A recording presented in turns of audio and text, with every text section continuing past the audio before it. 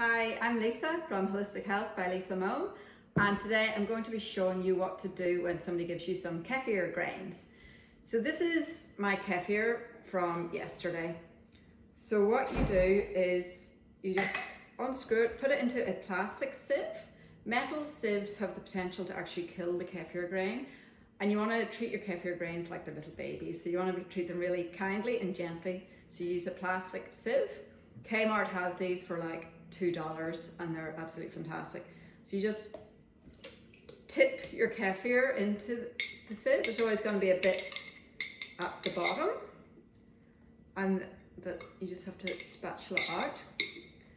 And then you just very, very gently push the kefir into your jug or your bowl or whatever that you're using. And then you take a clean jar, like this one, also from Kmart and also about $1. And once you've pushed the grains through the sieve so that it should have a cottage cheese like consistency, you want to, and it's a bit stringy as well, you want to push through as much liquid as you can, and you're left with something like this. Now I'm just going to give some of my grains to some friends because your grains grow over time, which means that you actually need to either eat the grains or give them away to friends. So I'm just going to take a tablespoon, and I keep little plastic or little glass jars to do this. Just put about a tablespoon in each jar. Then you put the kefir grains that are left behind into a clean jar. Ideally you want a sterilized jar. If you're using a dishwasher, then that will sterilize your jar so you don't need to do anything else.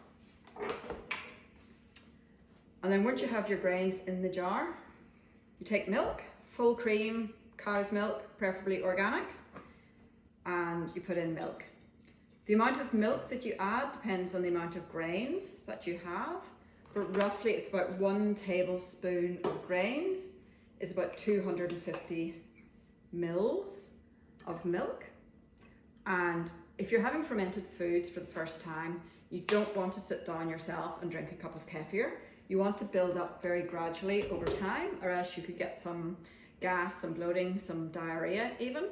So if you start off with a cup of kefir, share that amongst the whole family, and then as your grains grow, you add more milk. So after a few weeks, you might have 500 mils of kefir. So as your grains grow and the amount of kefir that you make grows, then your family's tolerance grows as well. So it all works out nicely. So this just sits on your bench, doesn't go into the fridge. Your kefir grains will never go into the fridge unless you're going on holidays. That's the only time that you put them in the fridge.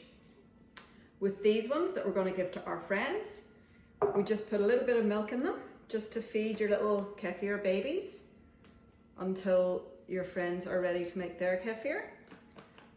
And again, you don't put this in the fridge, you just pass it directly to your friends. So now we're left with, can you hold that? Now we're left with the kefir, and you think, well, what do I do now?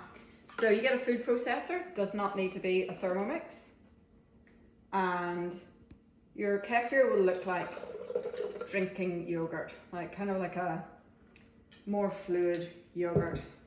My kids' favorite is banana cacao.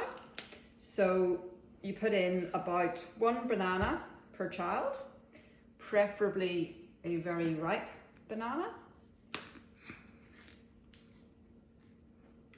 Don't want a green banana for this.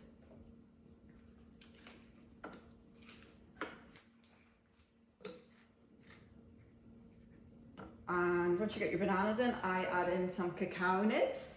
Cacao nibs are great because they give that kind of chocolatey flavour, but without the sugar. And cocoa itself is really good for you. It's full of antioxidants, so don't shy away from the cocoa nibs, please. And then you just blend that up.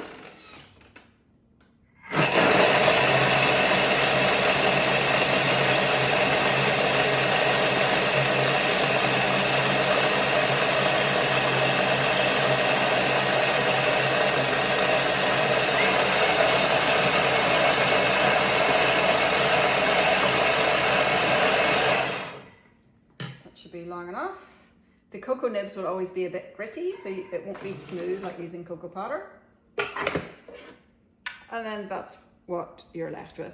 So that's what to do with your kefir grains when somebody gives them to you, how to give them to your friends, and then what to do with the kefir. So thank you for watching.